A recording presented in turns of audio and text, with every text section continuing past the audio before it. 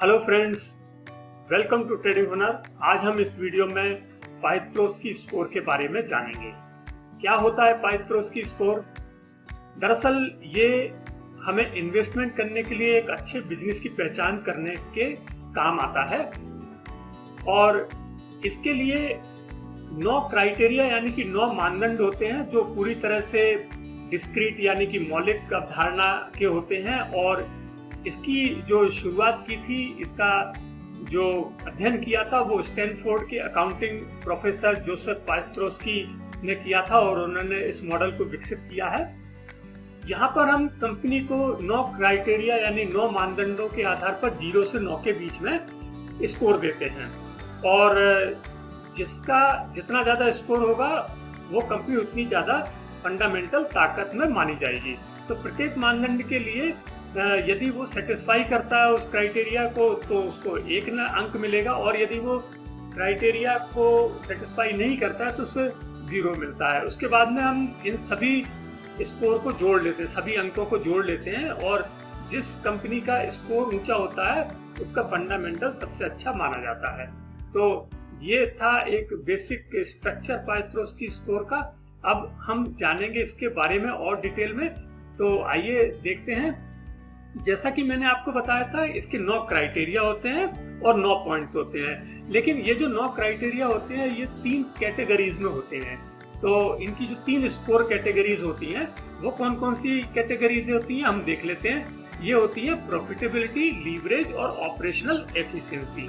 ठीक है, अब इन 3 जो कैटेगरीज हैं उनमें 9 क्राइटेरिया किस तरह से होते हैं। ये 3 बराबर नहीं होते हैं, बल्कि प्रॉफिटेबिलिटी में 4 क्राइटेरिया होते हैं और इसके 4 पॉइंट्स होते हैं। और लीवरेज और लिक्विडिटी में 3 क्राइटेरिया होते हैं और 3 पॉइंट्स होते हैं, जबकि ऑपरेशनल एफिशिएंसी में 2 क्राइटेरिया होते हैं और 2 पॉइंट्स होते हैं। तो इस तरह से हम देखते हैं कि हमारे कितने पॉइंट्स हो गए, 9 पॉइंट्स हो गए। तो यदि हर क्राइटेरिया फुलफिल हुआ तो उस कंपनी के 9 पॉइंट्स होगा और वो सबसे अच्छी कंपनी मानी जाएगी।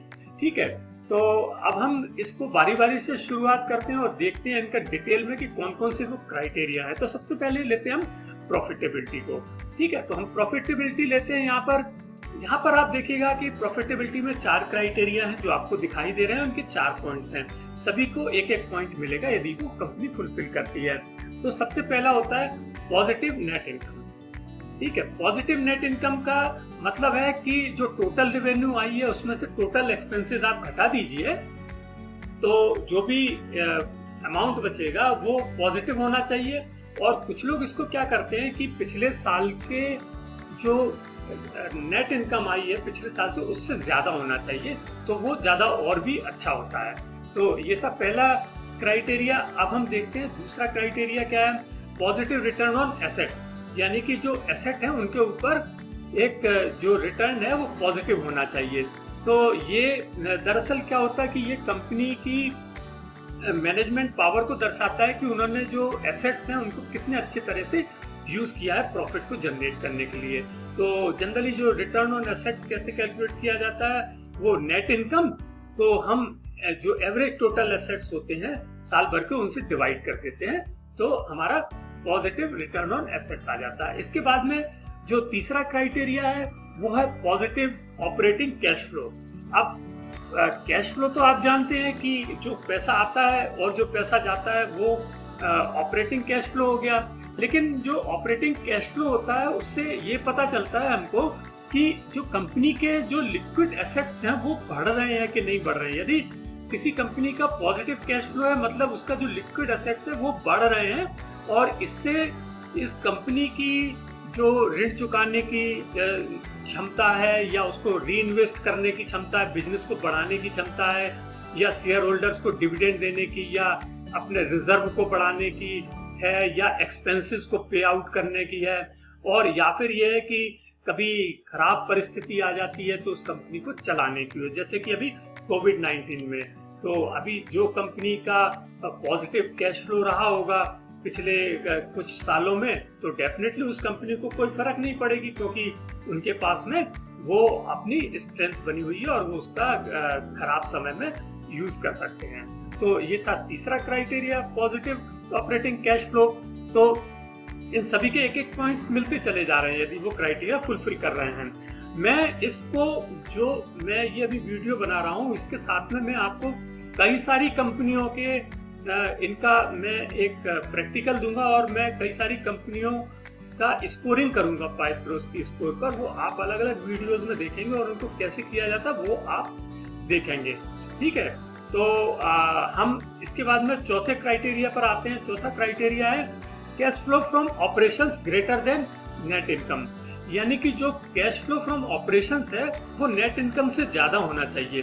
वो इसलिए कि वैसे तो ये ज्यादा ही होता है, लेकिन यदि उसका उल्टा होता है तो समझ लीजिए कि स्थिति बहुत ज्यादा भयावह हो सकती है। तो वो मतलब केयरफुल वाली स्थिति हो जाती है। इसलिए जो कैश फ्लो फ्रॉम ऑपरेशंस है वो नेट इनकम से ज्यादा होना चाहिए। तो ये एक क्राइटेरिया है। तो ये चारों क्राइटेरिया हुए हमारे प्रॉफिटेबिलिटी के।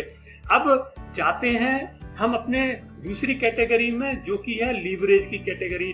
तो ये लीवरेज में तीन क्राइटेरियाज आएंगे और इनके 3 पॉइंट्स होंगे। देखेंगे हम क्या है। तो लीवरेज और लिक्विडिटी में जो सबसे पहला क्राइटेरिया है वो है lower ratio of long term डेब्ट इन करंट ईयर, यानी कि जो लॉन्ग टर्म डेब्ट है वो कम होना चाहिए इस साल पिछले साल की अपेक्षा। और जो लॉन्ग टर्म डेब्ट है इसमें बेसिकली ये पता चलता है कि जो एसेट्स हैं वो किस तरह से फाइनेंस किए गए हैं, ठीक है ना, और किस तरह से जो डेब्ट्स हैं वो घट रहे हैं और एक अच्छी लिक्विडिटी का सिग्नल माना जाता है।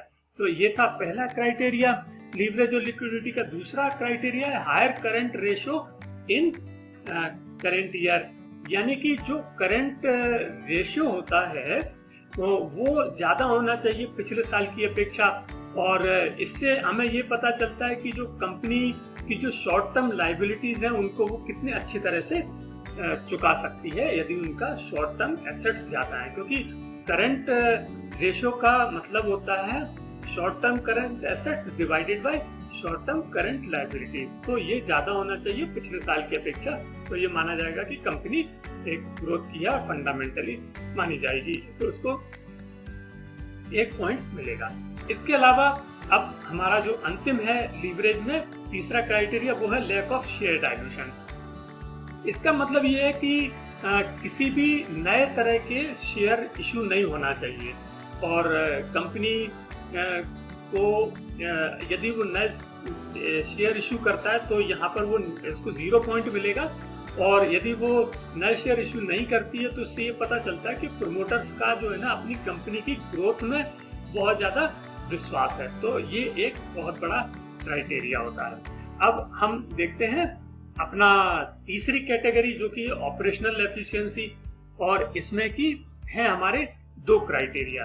तो यहाँ पर हम देखते हैं ऑपरेशनल एफिशिएंसी में 2 क्राइटेरिया है, 2 पॉइंट्स मिलेंगे। सबसे पहला क्राइटेरिया है हायर ग्रॉस मार्जिन। ठीक है, हायर ग्रॉस मार्जिन यानी पिछले साल के मार्जिन से ग्रॉस मार्जिन से इस बार का ग्रॉस मार्जिन ज्यादा होना चाहिए। और ग्रॉस मार्जिन होता क्या है? ग्रॉस मार्जिन होता है सेल्स माइनस डायरेक्ट कॉस्ट, जो भी प्रोडक्शन कॉस्ट है या जो डायरेक्ट सप्लाई डायरेक्ट जो कॉस्ट आती है ओवरहेड्स वो। तो जो हायर ग्रॉस मार्जिन होगा पिछले साल की अपेक्षा तो उसको 1 पॉइंट मिलेगा और नहीं होगा तो 0 मिलेगा। और इसी तरह से अब जो दूसरा क्राइटेरिया है ऑपरेशनल एफिशिएंसी में वो है हायर एसेट टर्नओवर रेशियो। तो जैसा कि एसेट टर्नओवर एक पहले भी आ चुका है प्रॉफिटेबिलिटी में, तो ये होता है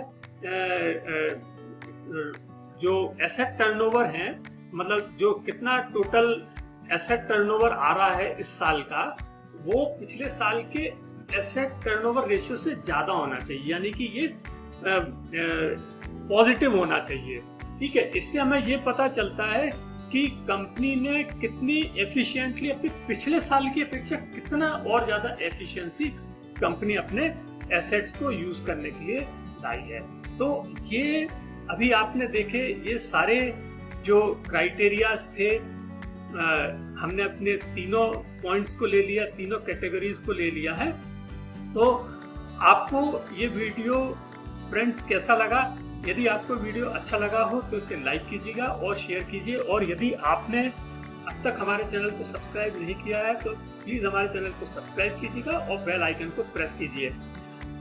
अब मैं बहुत सारी कंपनीज के पाइत्रोस्की स्कोर को डालूंगा, उनके वीडियोस आप देखते रहिएगा। इसके अलावा आप हमारे कंपनीज के रिजल्ट्स को तो देखते ही हैं, साथ में हमारी जो भी इम्पोर्टेंट कंपनीज के बारे में न्यूज़ आती है वो आप देखते हैं। तो प्लीज़ हमारे चैनल को आप देखते रहिएगा, प्रमोट कीजिएगा, हम आपको अच्छा कंटेंट लाके देते रहेंगे, ये हमारी गारंटी है। Thank you.